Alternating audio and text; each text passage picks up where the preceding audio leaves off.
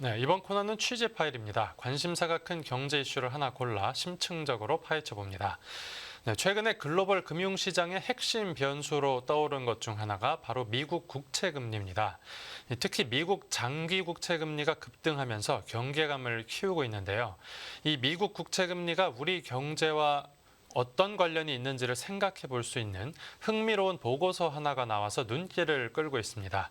네, 오늘은 관련 내용 권유국 기자와 함께 자세히 알아보겠습니다. 안녕하십니까? 안녕하십니까? 네, 이 미국 국채 금리가 우리 경제에 미칠 영향을 진단해 볼 수 있다는 그 연구 결과가 발표됐다고요. 네, 글로벌 금융시장의 벤치마크가 되는 금리가 바로 미국 10년물 국채 금리입니다. 네, 지난주에 5% 선을 한번 뚫고 올라갔다가 오늘 새벽에 다시 한번 좀 뚫고 올라가면서 고금리에 대한 우려가 좀 계속해서 이어지고 있는데요. 네, 이렇게 미국 국채 금리, 특히 장기 국채 금리가 우리나라를 포함한 신흥국 경제에 어떻게 영향을 미치는지 구체적으로 수치화된 보고서가 발표가 돼서 좀 눈길을 끌고 있습니다. 네, 국제결제은행이라고 BIS라고 불리는데요. 세계 중앙은행들의 중앙은행이라고 불릴 정도로 각국 중앙은행들에게 정책 권고를 하는 그런 기관입니다. 네, 그만큼 그런 권위도 인정을 받고 있고요. 네, 이 BIS에 따르면 최근처럼 미국 장기 국채 금리가 기간 프리미엄 때문에 오를 경우에는 신흥국 경제에 유의미하게 나쁜 영향을 준다 이렇게 평가가 나왔습니다. 네. 이 방금 말씀하신 그 기간 프리미엄이 어떤 겁니까? 네, 기간 프리미엄이라는 것은 기간, 즉 채권을 길게 투자하고 있을 때 보상받을 수 있는 프리미엄을 말하는데요. 네, 그러니까 투자자가 단기 채권보다 장기 채권에 투자를 하게 되면 자금을 오랜 기간 채권에 묶어두게 되잖아요. 네, 네. 그렇게 되면은 그 사이에 인플레이션이라던가 금리 상승 때문에 채권의 가치가 하락하게 될 경우에는 일종의 손실을 보게 되는 거죠. 투자자 입장에서는요. 예. 그렇기 때문에 채권 투자자들은 단기물보다는 장기물에 투자할 때 보다 높은 금리를 요구를 하게 됩니다. 네. 뭐 예를 들면 제가 오늘 연수익률 3%라는 채권에 투자를 했는데 네. 내년이나 내후년에 4% 또는 5%의 채권 상품이 발행이 되면 제가 그것을 투자를 못 하잖아요. 그렇죠. 기존의 네. 채권에 자금이 묶여 있으니까. 네. 그렇게 되면 4%나 5%의 그 투자를 하지 못하는 기회 비용이 발생하기 때문에 네. 그런 일종의 위험성을 보상받기 위해서 채권 투자자들은 장기 채권에 투자를 할 때 보다 높은 수준의 금리를 요구를 하게 됩니다. 네.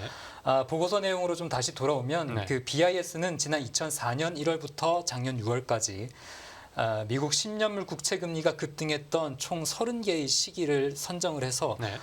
굉장히 세부적으로 좀 분석을 했는데요. 30개 시기마다 변수들 간의 관계는 좀 매우 좀 다양하고 상이하게 나왔는데 네. 거의 공통적으로 나온 것이 이 미국의 기간 프리미엄과 신흥국 경제와의 관계였습니다. 이 신흥국 범주에는 그 우리나라도 조사 대상에 들어가 있고요. 우리도 신흥국에 속하는군요. 네, 이 연구에서는 신흥국으로 분류를 돼서 조사 대상에 포함이 됐습니다. 네, 네. 결론을 말씀드리면 미국의 기간 프리미엄이 확대되는 경우에는 신흥국의 자국 국채 금리가 오르게 되고요. 네. 그리고 또 신흥국의 통화 가치는 하락하고 신흥국 자국 주가는 하락하고 또 신흥국에 들어와 있는 외국인 증권 자금, 채권과 주식을 포함한 증권 자금은 보다 크게 유출되는 경향이 있는 것으로 그렇게 분석이 됐습니다. 예. 보다 구체적인 수치로 확인을 해보면 미국의 기간 프리미엄이 만약에 1%포인트 오른다고 한다면 한국과 같은 신흥국의 자국 국채 금리는 1.15%포인트 오르는 것으로 분석이 됐고요. 예. 그리고 같은 경우에 신흥국의 통화 가치는 약 6% 평가가 절하되고요. 네. 그리고 신흥국의 국내 시장 주식시장 가격은 5% 떨어집니다. 네. 그리고 신흥국의 채권과 주식의 외국인 자금은 최대 8%까지 순유출되는 것으로 그렇게 확인이 됐습니다. 네, 뭐 국채 금리가 오르는데 이유는 여러 가지가 있겠지만, 네, 만약에 이 기간 프리미엄 때문에 오른 거라고 하면 이제 그 신흥국에 있는 뭐 주식부터 채권, 뭐 통화까지 다 이제 가치가 떨어진다는 설명인데, 네. 그러면 최근에 그 미국 국채 금리가 상승한 것도 이 보고서에서 말하고 있는 그 기간 프리미엄 때문에 이렇게 상승을 하게 된 겁니까? 네, 최근에 보면 미국의 연방 정부가 재정 적자를 메우기 위해서 국채 발행을 좀 많이 늘리고 있는데요. 네. 이에 따라서 재정 건정성도 나빠지고 있습니다. 미국 정부의 재정 상황이 나빠진다라는 것은 것은 아무리 미국 국채가 안전한 자산이라고 하지만 장기적으로 투자를 하기에는 그 위험성이 따르는데요. 그 위험을 보상받기 위해서 요구하는 게 기간 프리미엄이기 때문에 네. 최근에 국채금리 상승에는 기간 프리미엄이 중요한 역할을 하고 있다라는 게 전문가들의 대체적인 분석입니다. 네. 실제로 제가 조금 전에 뉴욕 연방준비은행의 홈페이지를 좀 확인을 해봤는데 뉴욕 연은이 자체적으로 분석하는 기간 프리미엄의 추이가 계속해서 올라가고 있는 것이 좀 확인이 됐고요. 예. 이번에 BIS가 발표한 연구 내용은 좀 여러 가지로 주목할 만합니다. 네네. 그동안에는 사실 중앙은행들의 기준금리, 즉 정책금리가 어떻게 변할 때, 그러니까 정책금리가 크게 급등할 때 신흥국 경제가 어떤 영향을 받는지 이런 분석들이 대체로 많이 나왔었는데 네. 이번에는 시중금리인 10년물 국채금리라는 것을 기준으로 해서 신흥국 경제의 어떤 그 부정적인 전이 효과를 분석했다는 게 좀 특이점이고요. 네. 그리고 한국을 비롯한 17개 신흥국들을 대상으로 미국 기간 프리미엄을 포함한 28개의 변수를 적용을 시켜서 네. 그 전이 효과가 큰 시기별로 특징을 판단했다라는 게 기존 연구들과는 차별화되는 지점입니다. 그러니까 기관 프리미엄 말고도 변수가 뭐 27개나 더 있는 셈이네요. 네, 뭐 27가지 중에서 유의미한 결과를 나타낸 것이 많지는 않았는데 네네. 유일하게 또 유의하게 유의미한 결과를 낸 것이 네. 미국의 달러 지수였습니다. 미국 달러 지수도 신흥국 경제에 유의미하게 부정적인 영향을 미친다라고 그렇게 결론이 났는데요. 네. 신흥국 그 미국의 달러 지수가 만약에 오른다면 신흥국 달러 대비 명목 환율이 떨어지게 되고요. 네. 그리고 신흥국의 주가 지수가 떨어지고 신흥국의 외국인 증권 자금의 유출입에 부정적인 영향을 미치는 것으로 분석이 됐습니다. 네. 이것도 조금 구체적인 숫자를 보면 미국 달러 지수가 10% 상승한다라고 가정을 할 때 네. 신흥국의 통화 가치는 약 8% 평가가 절하되고요. 네. 그리고 또 8% 정도 신흥국 주식 가격이 떨어지는 것으로 나타났습니다. 네. 그리고 최근에 우리가 지금 고금리뿐만 아니라 강달러 현상도 이어지고 있잖아요. 그렇죠. 그렇기 때문에 우리나라의 어떤 환율 움직임이나 국채금리 움직임 그리고 외국인 자금 유출입 등을 조금 더 각별하게 주의해서 지켜봐야겠습니다. 알겠습니다. 이 미국 국채 금리와 관련해서 좀 다른 얘기도 한번 해보겠습니다. 이 보통 금리가 오르면 빚을 내서 집을 사기가 어려워지니까 집값이 떨어지는 게 이제 일반적인데, 네. 최근 미국에서는 이제 금리가 크게 올랐는데도 주택 가격이 뛰고 있나 봅니다. 네, 말씀해 주신 듯이 일반적으로 금리가 오르면 주택 가격은 하락하거나 최소한 상승이 억제되게 됩니다. 네. 그러니까 금리가 높다는 것은 주택담보대출 금리가 오른다는 것이고 그만큼 은행의 문턱이 높아지기 때문에 주택 구입 수요가 떨어지게 되는데요. 예. 그러니까 쉽게 말해서 고금리는 시중의 유동성을 옥죄기 때문에 주택 가격도 상승하기 어려운 게 정설입니다. 네. 하지만 최근 미국에서 좀 이상한 일이 벌어지고 있는데요. 네. 먼저 미국 주택 가격의 움직임부터 한번 그림으로 살펴보시겠습니다. 예. 이 그래프를 보면 파란 선이 미국 전국의 주택 가격이고요. 네네. 붉은 선은 미국의 20개 대도시의 주택 가격입니다. 네, 전국 주택 가격은 역사상 지금 최고치를 넘어섰고요. 그러네요. 네. 네, 20대 도시의 주택 가격도 역사상 최고치 수준에 근접했습니다. 네. 그리고 미국 주택담보대출의 금리의 경우에는 30년 고정금리 기준으로 최근에 좀 7.7%까지 올라서 예. 8%에 육박을 했고요. 어, 이것은 지난 2000년 11월 이후 최고치 기록입니다. 주택담보대출 금리인데 거의 8%요. 네네. 네. 좀 이례적인 상황인데 이런 그 집값이 오히려 이제 올라가고 있는 그런 상황이 왜 그런 겁니까? 여러 가지 분석들이 제기되고 있는데 가장 우선시되는 원인이 새롭게 짓는 신규 주택의 공급이 매우 부족하다고 합니다. 예. 미국 상무부 자료에 따르면 신규 주택 착공 실적이 지난 8월에 약 3년 만에 최저 수준으로 떨어졌는데요. 네. 9월 들어서 소폭 늘어나긴 했지만 여전히 낮은 수준입니다. 이 신규 주택의 착공이 중요한데 그 원인이 기존 주택의 매물이 나오지 않고 있기 때문입니다. 네네. 기존 주택 보유자들이 집을 내놓지 않고 있는데 이 기존 주택 보유자들은 예전에 저금리로 대출을 받았던 사람들이 많은데 네네.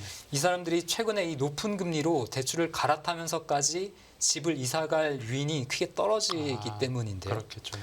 근데 통상 현재 집주인들이 한 3% 안팎의 대출 금리로 자금을 빌려서 집을 산 것으로 지금 분석이 되는데 최근에는 이 금리가 한 2배 넘게 올랐잖아요. 그러네요. 네. 그렇기 때문에 지금과 같은 수준에서 새로운 집으로 이사갈 생각을 하기가 쉽지 않고 네. 그렇기 때문에 기존 주택의 매물이 굉장히 지금 메말라 있는 그런 상황입니다. 네네. 실제로 미국 부동산 중개인 협회에 따르면 지난 9월 기존 주택 판매가 8월보다 2% 감소해서 네. 한 13년 만에 가장 낮은 수준을 지금 기록하고 있고요. 예. 이렇게 기존 주택과 신규 주택 공급이 모두 크게 부족해지면서 집값은 자연스럽게 올라가고 있다. 이렇게 설명할 수 있겠습니다. 네. 말씀해 주신 대로 금리가 높으니까 이사는 갈 수 없고 신규 착공도 부족하고 네. 그러면 이제 고금리가 이렇게 계속되고 있는 상황에서는 앞으로 이제 집값도 계속해서 상승한다라고 봐야 되는 겁니까? 기존 주택 매물이 없어서 신규 주택으로 부동산 수요가 몰리고 있고 예. 또 신규 주택 중심으로 집값 상승이 이루어지고 있기는 한데요. 예. 그러니까 하지만 신규 주택을 사더라도 최근에 이 높은 이자 부담을 견뎌내야 하는 것은 변하지 않는 사실이잖아요. 그렇죠. 그래서 미국인들의 주택 구입 여력이 지금 크게 떨어졌습니다. 그러니까 미국 가계의 주택 구입 여력을 수치화시킨 지수가 있는데 이 지수가 1986년 이후 최저 수준으로 떨어졌어요. 네. 그렇기 때문에 공급도 부족하지만 수요도 쉽게 살아나지 못하고 있다라고 볼 수가 있습니다. 네. 그러니까 집값이 떨어지기에는 공급이 부족하고 그렇다고 집값이 크게 오르기에는 수요도 좀 부진한 상황인데요.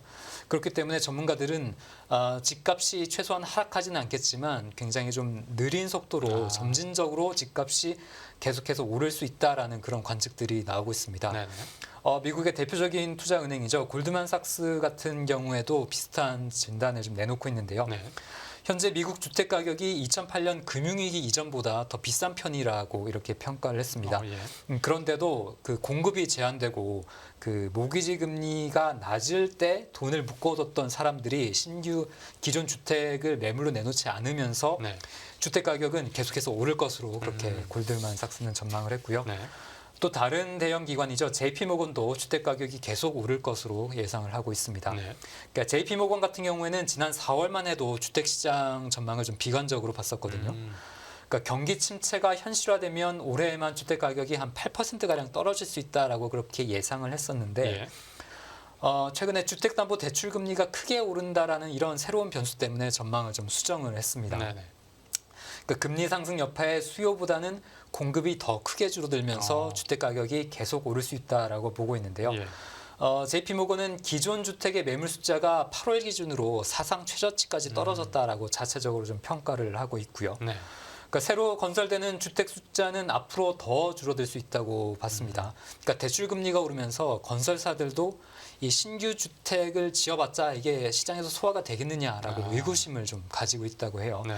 그렇기 때문에 신규 주택의 착공 건수도 앞으로 크게 늘어나기가 어려울 것으로 좀 전망이 되고 있습니다. 네. 그러니까 궁극적으로 주택 수요도 좀 약하지만 주택의 공급이 더 지금 취약한 상황이기 때문에 주택 가격이 앞으로 계속해서는 좀 상방을 이어갈 것이다.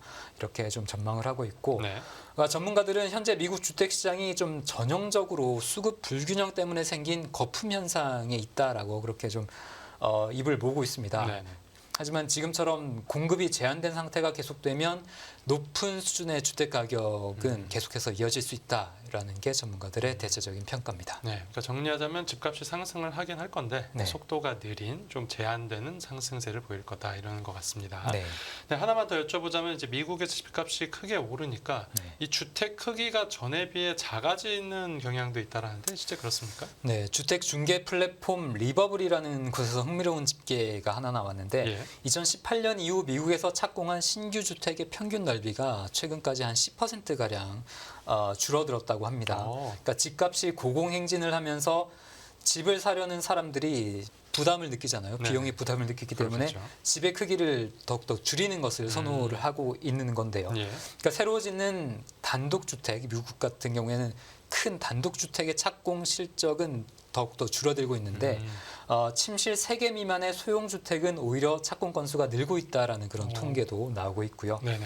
뭐 별도의 식사 공간을 줄이면서 거실 크기를 줄이거나 뭐 욕조를 없애면서 화장실 크기를 줄이는 방식이 많이 활용된다고 합니다. 네, 뭐 이거는 우리도 소형 주택이 뜨고 있지 않습니까? 네네네. 네, 우리나 뭐 미국이나 상황은 비슷한 것 같습니다. 네, 그렇습니다. 네, 오늘 취재 파일은 여기서 마무리하겠습니다. 잘 들었습니다. 감사합니다.